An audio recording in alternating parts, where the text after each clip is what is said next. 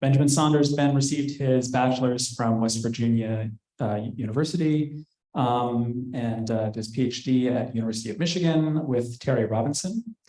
He did a postdoc in Patricia Yannick's lab, first at UCSF and then Johns Hopkins. And he is now an assistant professor at the University of Minnesota. Thanks. Hey, everybody. Thanks to the organizers for putting together this meeting. Thank you. And inviting me. We're going to switch gears a little bit here and talk mostly about rat behavior and not glia. So I apologize for the glia people. I think we get back to glia after this. So, okay, thank you. Okay, so I'm really interested in how the environment shapes decision-making. And so a lot of that is driven by complex dynamic sensory experiences that animals, behaving agents engage with as they move through the world.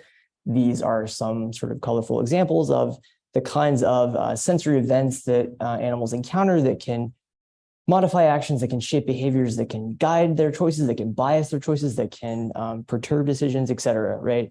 And so this, crosses lots of domains of life. Pretty much every decision or movement pattern that an animal makes has some interaction with some kind of sensory experience.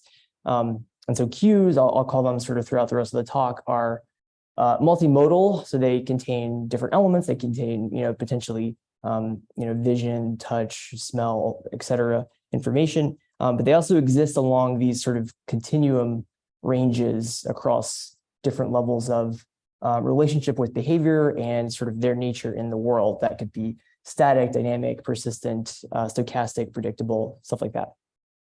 And so I'm really interested in how environmental stimuli, these cues, can guide reward seeking, both in sort of successful, in adaptive states, but also maladaptive states. And so this is something that is really powerful for behavior because cues, like these types of stimuli and others, they don't just signal facts. They don't just signal, say, the reward is over there, it's of X value or size.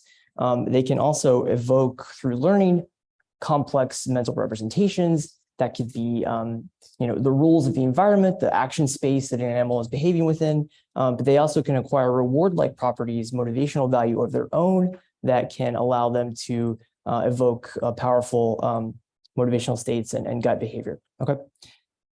And so this is important for natural adaptive behavior, behavior that's been selected upon for evolution to finding mates and food and avoiding threats, but it's also part of the process that results in maladaptive seeking patterns of behavior that we see a part of what characterizes things like addiction and compulsive behavior patterns and those types of disease states that we're trying to figure out how to deal with.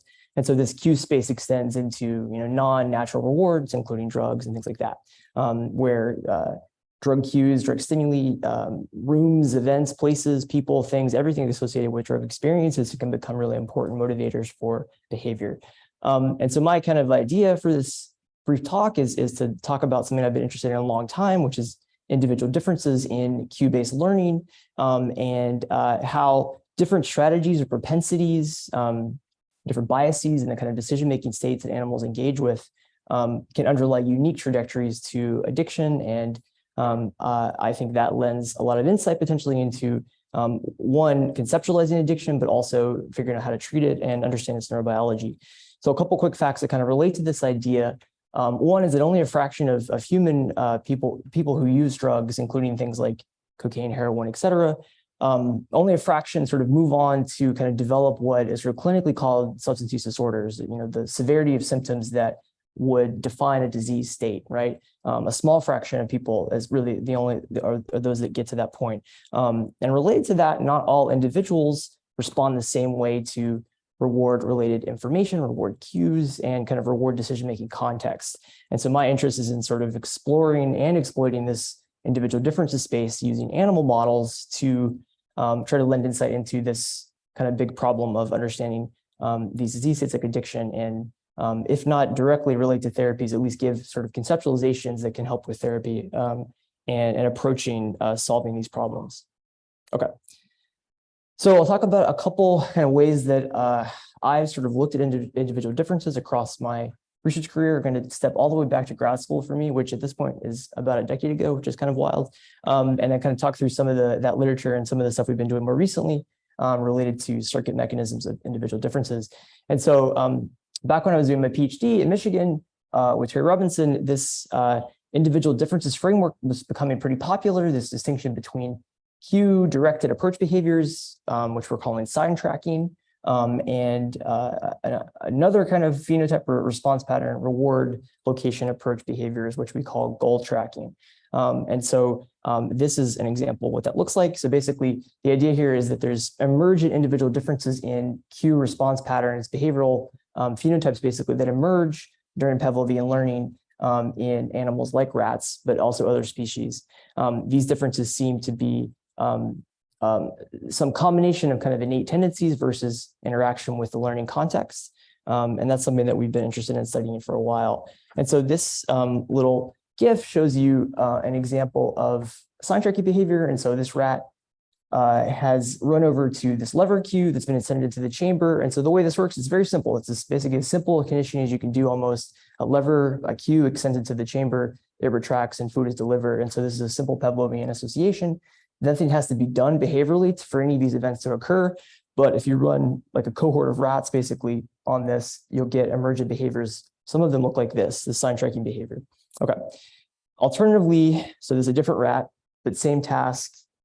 This rat is uninterested in the cue per se, but is using it to drive approach to the goal location and has clearly learned an association, but the cue, this proximal localizable cue, is not the focal point of motivation, right? And so this behavior maybe seems somewhat arbitrary. Does it matter? But sort of a long line of research suggests that this is a kind of stable, innate phenotype that different animals will kind of have a bias towards this sort of cue directedness versus this using cues to guide maybe more of a goal-directed seeking pattern. And so you can imagine, and we'll talk a bit more about how this could relate to other types of decision states and disease states. Okay, and so this is just a highlight in case it was difficult to see in the GIFs, the sort of distinction of the approach behaviors. You get a very simple and almost kind of similar, motor pattern, but it's going to different places. Okay, so I just wanted to throw a little data from this kind of conceptualization up. You can group these animals into kind of dichotomous subtypes, goal versus sign trackers on the left two panels. And you also can form more of a continuous variable that can give a sense of kind of where on a scale of bias does an animal fall, and that can be useful for other elements of phenotyping. Okay, so I'm going to highlight one example of kind of neural data from what sort of constitutes mechanisms of understanding for understanding how the sign and goal tracking works. One of the things we early on found was that dopamine signaling in the nucleus accumbens in the striatum, and so this on the right is a cartoon of a rat, striatum and coronal view. We found that if we inhibit dopamine signaling in the striatum and the accumbens, that will prevent the development of sign tracking, this cue approach behavior, but not goal tracking. And so this was a kind of one indication, and there are many other people in this space, other researchers who have done stuff like this, that demonstrates that there's sort of different neural systems that can subserve these learning strategies. And so that's one kind of key point. And this is just a snapshot of a larger literature. And so we wanted to kind of pivot this to understanding addiction liability in these animals. Is there a relationship between this sort of basic and inherent Pavlovian learning variability and something about addiction-like behavior that we can at least model in animals and rats? And so we did a number of experiments using drug self-administration paradigms, which is a common way in rodents to assess addiction-like behaviors. And you can do things that kind of are meant to model relapse behavior, renewal of drug seeking, and the environmental situations that can promote that behavior or not. And a set of studies basically coalesced around the idea that these sign tracker animals that had this kind of cue-directed approach to a focal cue area were uniquely vulnerable to addiction-like behavior in animal models, okay? And so one example is this data, which is just illustrating the basic point that under certain conditions, sign tracking animals will do relapse-like behaviors more so than these other animals for things like a lever or a light or some kind of like focal element that's related to drug seeking and the experience of cocaine in the past. So that led to this sort of unique vulnerability idea, right? And then the sort of hypothesis at the beginning was that, well, the goal trackers are kind of resilient to addiction, right? And so what we found after doing other studies was that actually you just have to sort of play with the type of sensory element, and then you can actually see different types of vulnerability emerge, okay? And so if we did a contextual manipulation, where instead of like a place you could walk over to that was associated with cocaine, like a light that was on the wall, if it was a room they were in, that was a static entity that was not moving around, that was multimodal and kind of configurable, then the goal tracking animals would be the ones that would actually show this more addiction-like behavior. So that kind of led to a reframing of this idea over time. And it's partly what I wanted to kind of emphasize today, is that this notion of sort of different types of vulnerability states and how they might emerge under different learning and decision-making contexts, but they might not be always there in a given moment, depending on the learning and decision-making context that the animal's in. And so kind of fast forward now a few years, I've been interested in this general idea, and in my own lab, we've been studying individual differences, not in the sign and goal tracker sense, but in just a more general sense. What are different types of learning strategies, and trying to model this idea of these different sensory elements that can have different relationships with behavior, these contextual elements versus these focal cues, and they have different sensory qualities, different relationships with behavior and decision-making. Can we understand how they interact and how that might affect individual differences? And so we've been using this little cartoon demonstrates this approach we've been using recently, which is an intermittent access paradigm of cocaine seeking in rats. And so this is something where we basically give rats a series of brief windows where they can take as much drug as they want, 5 minutes, say, at a time. And then we say, no, you got to stop for 20 minutes, 30 minutes, and then we give them access again. And that develops this kind of binge-like pattern of behavior that also produces unique plasticity in the brain in ways that behaviorally and potentially neurally might relate better to certain patterns of human use. It's not an exact model, and none of this is, but that was the idea, was that it captures certain elements of binge and stalk use. The other cool thing about this is that we basically cue in this state for the animals. And so we turn the house lights off in the chamber they're in, and that tells them, okay, now you can go wild and take cocaine for 5 minutes. And then when the house lights come back on, then you have to stop for a little while. And so we have this kind of state sort of level regulation and motivation that we can toggle on and off, which is really interesting in the context of what we've been talking about. The other element of this, and hopefully this isn't too complicated, but we can talk about it after if that makes sense for everybody, is we have this other component of the sort of sensory experience. So when they make a nose poke to get cocaine in this drug state they're in, they get a little light that tells them, okay, you're getting cocaine right now. And so we have this kind of multi-level kind of hierarchical organization where this state kind of governs the meaning of that focal cue. And so the idea here is, do we get emergent behavior that relates to individual differences? First, I'll just show what this gives you, this sort of cool kind of sawtooth in the black line is the last day of training, gives you this kind of sawtooth pattern of behavior where they really do titrate their behavior well once they learn this sort of state association with drug seeking and availability. So what we saw was, I thought, really interesting because we got these emergent individual differences that kind of paralleled that earlier literature of sign and goal trackers, but we weren't doing the same kind of task. It just sort of emergent differences that looked similar kind of came out, which I thought was really interesting. And so we saw one group of animals that were more responsive to these focal drug cues that were associated with the action of drug seeking in that state. And so here we're showing as the bars on the colors change, we're going into the state of drug availability. And that wasn't alone, that state shift wasn't alone enough for these animals to have invigorated drug seeking.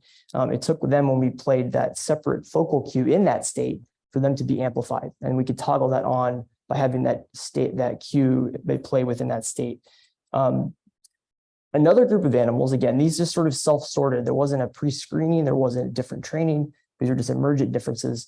Another group was more responsive to this state shift itself. And so that's shown here. When the state transition happened, those animals became invigorated, and those other cues didn't further augment anything.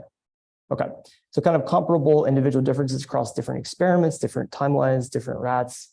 And so this, and a lot of other evidence that we don't have time to talk about is, I think, good evidence that there are sort of individualized learning strategies that are sensory-based and have interesting implications for thinking about how addiction-like behavior develops, how it can get to a similar endpoint, say more drug seeking, but via very different paths. And so different subsets of animals are preferentially responsive to different types of sensory information. In this case, this kind of proximal or kind of focal cue, something that you can kind of look at and see, right? Versus this more abstract idea of a state that you're in that is sort of all around you and pervasive.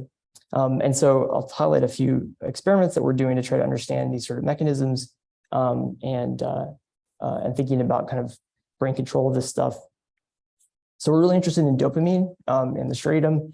I mentioned a bit of dopamine data from before, but kind of, zooming forward to kind of modern times, and we have a lot of techniques for measuring neural activity, measuring specific signaling molecules during behavior. And so we've been making use of things like fiber photometry, calcium imaging, those kinds of approaches to measure dopamine signaling. And we have access to this really cool biosensor that is one of many now available called D-Light, that is a dopamine a biosensor that will report basically via fluorescent changes the sort of rough level of dopamine in a region.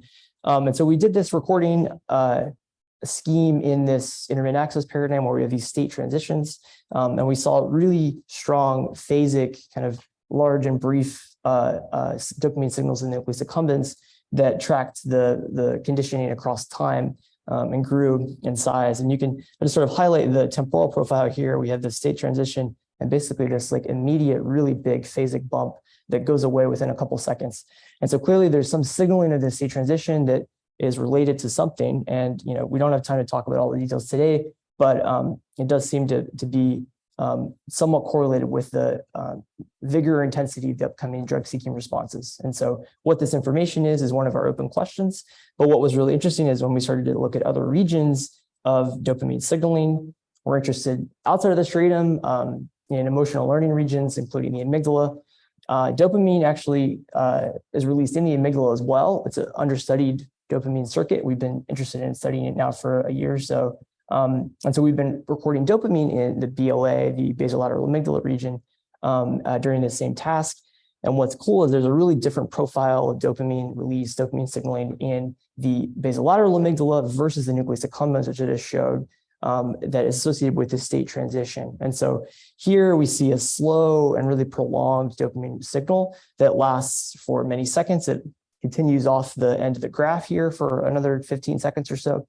And it extends through the period when animals make their first drug-seeking response. And so, obviously this is a major qualitative difference from the nucleus accumbens data I just showed. And to me, this suggests, and we have a little bit of convergent evidence for this, that this signal is much more about signaling that kind of global state, that this state is what you're in right now, and that can set the stage for some kind of behavioral situation. How that might then manifest might depend on the animal and their different responsivity patterns. That's something that we're working on as well now, is figuring out to what extent there's a preferential state versus proximal cue encoding across these individual differences in animals. We don't have enough animals yet to say anything conclusively, but there do seem to be some differences. So that's one major difference that we've seen. And then a little bit of additional data with the BLA project is we also have seen now that by manipulating the BLA with optogenetics, even in just very brief windows of a couple seconds around this state transition point, we can speed up and augment the motivational state of the animal in such a way that they take more cocaine, or they'll at least engage in seeking responses faster. And so this is just showing that the latency to respond for a cocaine infusion after that state transition is much faster if we give them a very brief pulse right at the state transition. So it's not overlapping with an action, it's not reinforcing a behavior itself, but it's signaling in that this state transition has happened via the BLA activation. And that seems to be augmenting behavior pretty powerfully. Okay, so a few questions that kind of come out of this stuff that maybe we can talk about a bit. One thing that I think is really interesting is thinking about how are these kind of different levels of sensory representations being integrated or kind of parallel signal across the brain. We focus on a few systems, and there are likely many others. One idea could be something like the amygdala, which has many output channels, including to the nucleus accumbens, but also frontal cortical regions like the orbital cortex. The thalamus, a number of regions that have important roles in broad cognitive function. And so there could be, a kind of organization of this information via these output channels. That's something we don't know, but it's one idea that could be interesting. And what I don't have time to talk about is another set of studies where we're really interested in attentional networks and how they're engaged, especially from an individual differences angle, to support encoding or preferential bias encoding of these different types of sensory experiences across animals. And so we're dipping our toes a bit more directly into sensory neuroscience with looking at sort of vision systems and thalamic systems that have sensor specific information and stuff like that. So another element of this that we're really interested in. Okay, so just to kind of come back to this idea at the end, there's a lot of individual differences in the type of cue-based learning that an animal has a propensity to engage in. And that can lead to different ways of thinking about how addiction can develop. I think to a certain extent, there's distinct circuit or network level activity patterns that subserve these different learning trajectories. This is something that is still being worked out and is actively one of our major questions. And so, one way of sort of conceptualizing this that I'll propose here for today is that these sort of mesostriatal dopamine systems and others likely, what they're really important for is incentivizing those proximal cues. And so this fits in with the older sign tracker data. The idea of valuation and like the reward-like component of a cue, it seems to be really preferentially engaging the accumbens dopamine system. Whereas other systems, including potentially the amygdala dopamine system, maybe signals something else, something like a diffuse state, a setting, a kind of the occasion for a particular type of behavior. And so that's something that I think is interesting to think about and following up on. And then the last kind of point I want to make is sort of related broadly to the topic here today and this week, is that I think this kind of stuff and a lot of what we talked about already in other talks suggests that this notion of kind of vulnerability and resiliency to, in this case, I mean, like addiction or other types of disease states or other types of behavioral patterns is not a static quality that like an individual or even a population has. It's something that can change and be revealed or suppressed depending on the learning context. I think that's something interesting to think about for how we conceptualize addiction and also think about what are the reasons why people continue along these patterns of behavior. And it's going to be highly variable and it may depend on the way that they engage with, say, sensory information in the environment. Okay. So I want to say thanks to the lab. I talked about some old stuff from Michigan, where I did my PhD with Terry Robinson. Other people involved, they're really important players in the sign and goal tracker research, or Shelley Flagel and Paul Meyer and others. I want to thank my lab. I had the names highlighted, but the work I talked about that's unpublished from my lab is from Val Collins, a former postdoc, and Megan Brickner, a current graduate student. So shout out to them, really awesome team. And thanks everybody for your attention. Appreciate it.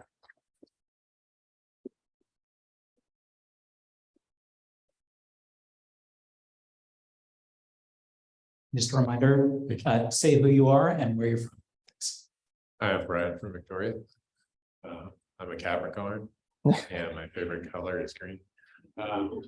Thanks for the context. That's good. No, a really interesting talk, and I really like the idea of the individuality of neuroscience. And I was, on one hand, I was attracted by this idea of differences in reward seeking, being able to, sort of track who's going to be more addictive or not. But I was wondering, have you ever tried to, take animals that have one sort of preferential reward seeking behavior and challenge them with like a DMT or a psilocybin or something like that to see if that is more effective at reducing that phenotype on one side or another? Yeah, great question. That specifically, as far as I know, has not been done, at least in this framework of these rat models. I think that's, there's other kinds of treatment. I think even in people, that people are thinking about kind of reevaluation of things based on experiences with hallucinogens.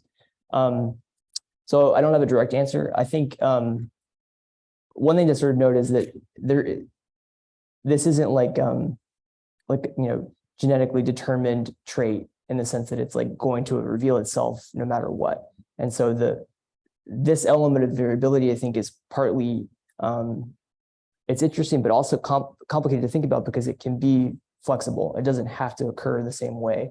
And so say, for example, goal trackers, sign trackers, that's something that will emerge. It can change over time. One thing we're really interested in is like how the drug experience actually then can modify those sensory representations. And that relates to I mentioned the attention stuff that we're interested in, actually changing the perceptual space of the animal. And that might then shift them into a different type of learning strategy. And so I think all of that is in play in terms of those can be malleable. Whether that specific idea is true, and I don't know, but I wouldn't be surprised if you could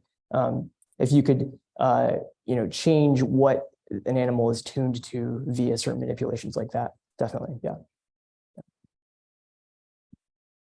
Hi, thank you, Marian from SFU. I'm just curious if you could give like an analogy or example within humans of like what a goal tracker and a sign tracker would be for someone with substance abuse or substance use disorders. Like what would that look like in an actual environment, and maybe how could that translate to, like, I know you went into the neurobiology a bit, but like actual more like environmental treatments, and what kind of treatment environments people are put in dependent on what they are. Yeah, so great question. And yeah, I mean, the relevance of that sort of specific, kind of contrived behavioral setting to people obviously needs to be, taken not lightly. As a quick aside first, there have been a few investigations to try to model that exact task in people. And you can get rough approximations in a lab setting of, sort of cue bias versus goal bias. So that is definitely something that's true. There's other ways of conceptualizing approach of avoidance variability that's kind of a sort of slightly related idea that's, I think, pretty well established, and that can vary depending on the task. So it is the case that humans can demonstrate sort of that kind of rough equivalency. It's much less clear that there are sign tracker people, versus that they can sign track, right? So I think that's something that's open, as a question.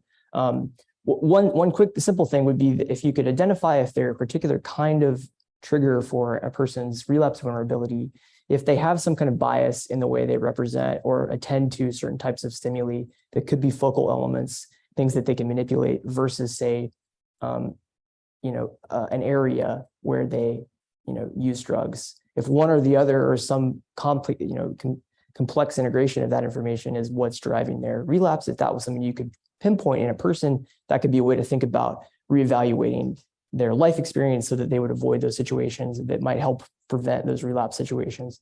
I think that's one kind of obvious direction. If you could identify people that have bias in the way they represent those information, that type of sensory information, then you could set things up so they can avoid what's going to be the most important and salient trigger for their, binging or maladaptive seeking patterns and things like that.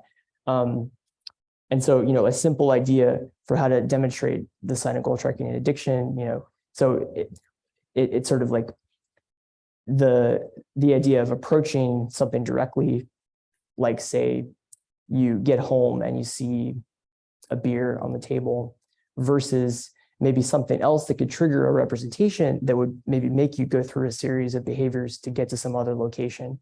Like that could be a goal tracking equivalent. And so the focal element of what triggers it might be different depending on those sort of situations. The outcome might be the same. You say drink that night or something like that, but the path to get there would be different. And that could be a rough equivalent of sign tracking to a focal identifiable location that is right there versus going on some more abstract path that could be triggered by a thought, that could be triggered by a sign that evokes a representation of a place or a state or something like that. So I think that's a great question in terms of thinking about how it's really happening in people. One thing that sort of made me think of is, and that was mentioned yesterday, that's becoming kind of, I think, an exciting avenue in understanding human drug use patterns is the sort of online real-time ecological momentary assessment experiments that people are doing, where they give people access to a reporting device that they can use online in regular life, not in the lab, and they can dial in and say information about what's their current state of mind, what's on their mind, what's relating to their craving, what's driving their current ongoing behavior patterns and things like that. Versus something in a lab where you push a joystick towards one location or the other, which maybe gives insight to this, but isn't quite the same as the complex ways that people engage with their drug-seeking motivation. So yeah, there's not exactly an answer to that question, but I think it's definitely worth thinking about. Yeah. Yeah, definitely. To kind of go along with that too, I'm wondering what you think about like, an idea like virtual reality for people, like after they go through a treatment, to see how they respond to some of those triggers that could like be identified like beforehand, and whether they're ready to kind of be, back in that environment. Yeah, I mean, again, if there's any, clinicians, please feel free to chime in about their thoughts on this too, because it's not my area. But yeah, I think, I would say that my understanding is that kind of exposure therapy, which is basically what you're talking about, is effective under certain conditions, but not others. And so it isn't a panacea. And I think it depends a lot on the type of behavior that's being, or the type of state you're trying to kind of extinguish, right?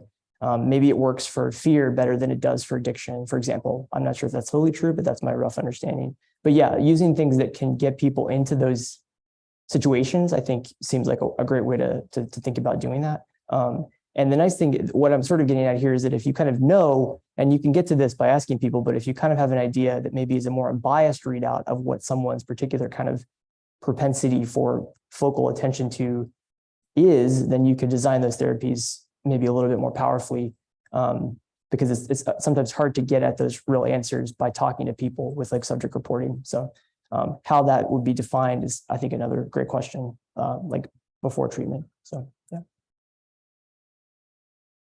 Hi, I'm Daniella from UBC. Great talk. I have two questions.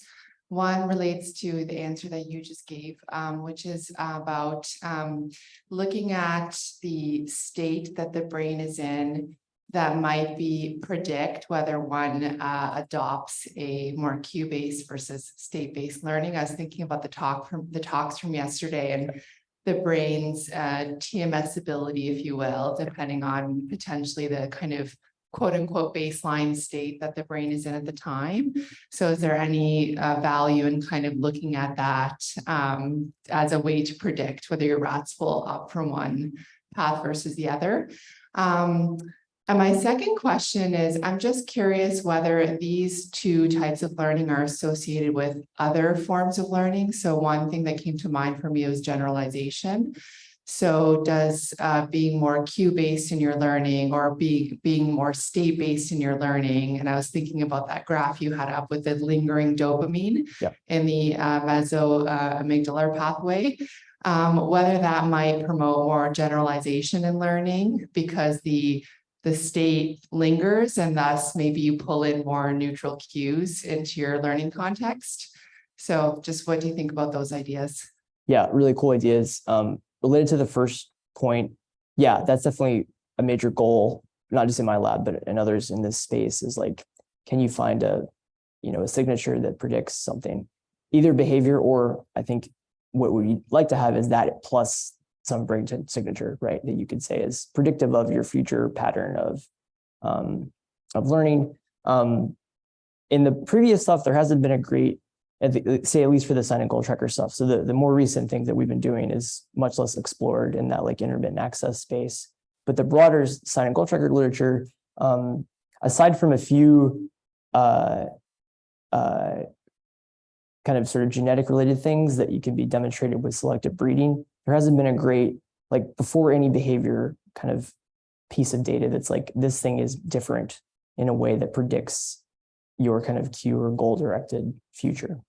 Now they start to emerge. And so you might see what I would predict, you'd see those biases in the dopamine signals in the sign and goal trackers. I have an R01 grant that's getting reviewed next month. That's basically about that. And also the idea of linking the early behavior to future addiction vulnerability in the state-based learning situation. So hopefully we'll answer that question, at least for some things we're focusing on, which is different dopamine circuits. There's obviously going to be more involved. So I would say, yeah, that's a major goal. And I think that will hopefully bear fruit. But I do think there's something to be said about how there's an interaction between some basic, maybe propensity or innate bias, and that's only emergent once learning and decision-making starts. And so I think there is something to that once you kind of are in an environment, then you can, that is sort of, putting pressures on these systems, then you can see those emergent differences, and maybe they won't be there before then. So I think that might actually be the case for some of this stuff. And so having like a full early on predictive thing in something like brain signaling might be really hard to find. I don't know, we'll see. Related to the second question, which I'm now blanking on because I talked for too long, apologize. Oh yeah, the sort of broad learning differences. Yeah, so broadly speaking, yes, there are basic learning differences. I don't know exactly about the question about generalization. I would predict that at least if you amplified the state, say this is a state representation idea. If you amplified that you would produce generalization. That'd be my prediction. We haven't done that directly, but I think that would be a great thing to predict. And what would be interesting to think about is if it would dovetail with other kinds of emotional learning generalization issues that might extend beyond reward addiction learning into other states like aversive learning and things like that. And so disambiguation of states could be something that if you have this overactive state representation system, that might actually be a problem. And that might be something that those animals have to deal with. And so, yeah, I don't know the answer, but yeah, I think that's definitely probably the case. Yeah. Yeah. Hi, I'm James from SFU. I just thinking back on the experiment you showed with the rat, the lever, and the food or reward. You define the two different types of learning based on the amount of time spent or the amount of attention towards each of those two objects. And you showed a graph showing that distribution of the attention. I'm wondering if you could talk a little bit about that middle ground between the two, and if these two learning styles are really distinct, or if there exists kind of like an intermediate zone, and what that would mean for the behaviors you measured and the differences you saw between the two types. Yeah, great question. Yeah, and definitely one thing we did early on was once we sort of started seeing the variability across experiments and cohorts, like my experiment, my lab mate's experiment, et cetera, we started building up a kind of database of that Pavlovian behavior. So those graphs I showed you were from a paper that had like 3,000 rats across dozens and dozens of studies, a few labs. And so once you get to that high end level, you can see this bimodal distribution. But cohort to cohort, it varies a lot more, and you see a lot of variability. And there are, that have to be there are animals in the middle that don't have a strong bias. And so many other studies have ignored them. And so they've been understudied compared to the kind of extremes. And, there's lots of reasons for that, including just practical ones. It's hard to run some of these experiments on all the animals. I think that's really interesting to think about, though, because what I would think is that those animals don't represent one cohort, one subtype. I think there's probably a mixture of phenotypes embedded within that.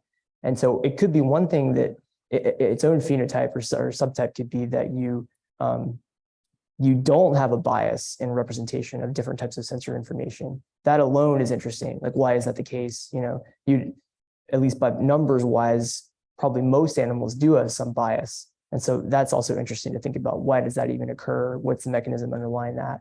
But I also think that there's a mixture of kind of latent bias in either direction that might just take different situations to emerge. It could be that you need more training experience. It could be that you need some other type of kind of motivating decision situation to evoke that bias. And so I think there's a number of ways those animals could go, basically, depending on those things. And who do those represent? I don't want to make any comparisons to like human populations in any of this, because that's not what we're trying to do. But I think that variability of space is definitely reflective of real variability that exists across all animals, probably in terms of their, what they tend to and what they value in the environment. Yeah.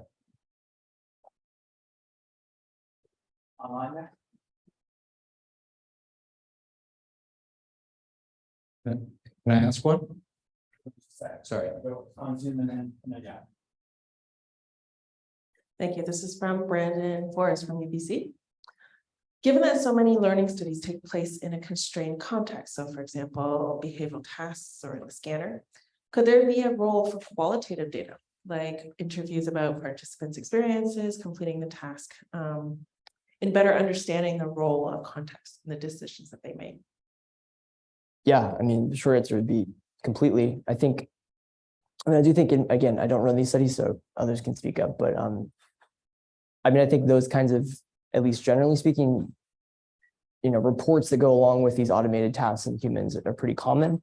One thing that you could think about is whether or not those are capturing this type of kind of sensory guided decision-making bias itself. And maybe the questionnaire that someone takes is about their depression symptoms. There could be an attentional type questionnaire, and I think some experiments use that kind of thing, but there could be something that could actually relate to this idea of like, what drew your attention in this task? I think you could get at some of those things with this sort of anecdotal qualitative data from reports and questionnaires and self-reports. Yeah, definitely. So I think that kind of whole capturing component of this is generally probably a better idea than reducing the data to one element of what's going on. Yeah.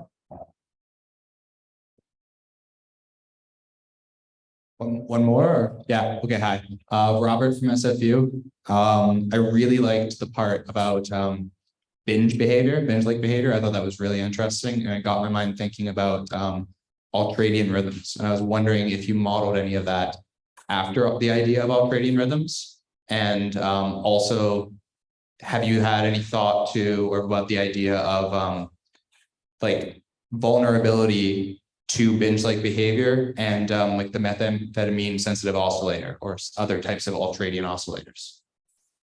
Yeah, great question. I don't know. I'll be honest. I don't know what that is, an ultradian oscillator. I'm so sorry. I can speak a little bit to the notion of binge differences and things like that. And so that the paper I can just move back to it real quick. That paper is with the behavior is published. And so there's a bit more about binge differences. And so we get individual differences in the binginess of this, which I've sort of not talked about today. So that's a different element too. There's different innate, set points for how fast animals take cocaine. And that alone is interesting and probably worth exploring for addiction related questions, right?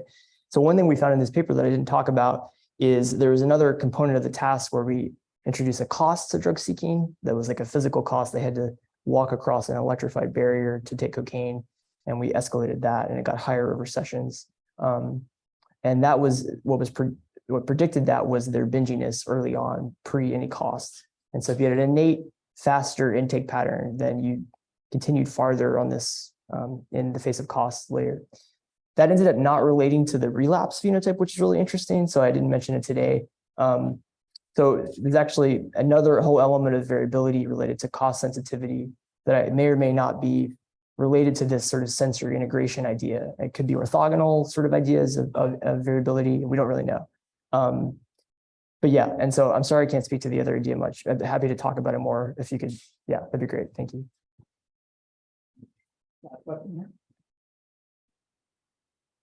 Hi, this is Sarah from SFU. Thanks so much for the talk. I really like the concept of individual models of addiction. Are you currently looking at sex and hormonal differences? And if not, do you plan to? Yeah, so everything we run has males and females. We're not explicitly looking in most cases for sex differences. We're not doing at this point hormonal manipulations. Definitely open to that based on following interesting data. I will say in this case, none of the stuff from the Collins paper, we didn't see any sex differences in intermittent access behavior, binginess, cost seeking, or the relapse phenotypes. And so these were equally represented in males and females, these two kind of bias. That doesn't rule out that there's not something, but at least in this cohort we didn't, which was about 30 some rats. So not huge, but that was total. And so about 15 each of each sex. So yeah, but definitely important. I mean, there's basic differences in male and female rats in a number of addiction related things. And so that's definitely the case. Whether or not that relates to this sensory bias idea, I haven't seen evidence for it yet. And so maybe not, but we'll see. Yeah, it's a great question. Thank you. Okay, thanks. We will see you back here at 4 o'clock. Let's thank Ben again. Thanks, everybody.